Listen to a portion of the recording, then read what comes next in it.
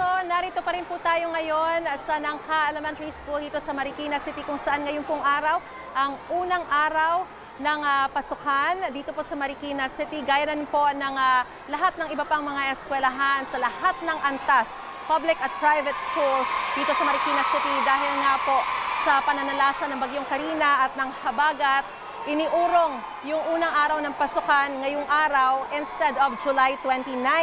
Ilang sandali mula ngayon, nakikita po natin yung mga mag-aaral dito, no, na gaganapin na po yung kanilang flag ceremony.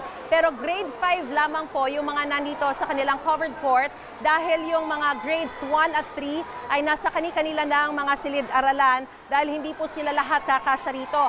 Panghapon naman po yung grades 2, 4 at 6. 3,714 ang enrollees ngayong taon, bahagyang mas mababa kumpara sa 3,800 na enrollees noong nakaraang taon. Pero tumatanggap pa rin po ng enrollees ang paaralan hanggang sa mga sandali pong ito. No?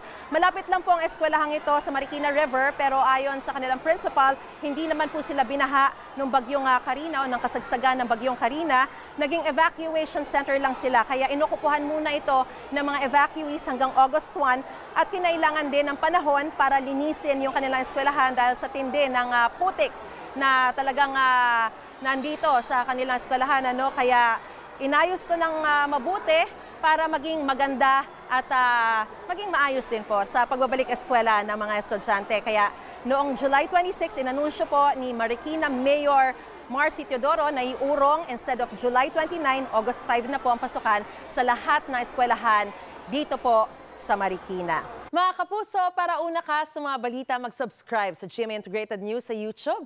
Sa mga kapuso abroad, subaybayan niyo po kami sa GMA Pinoy TV at sa www.gmanews.tv.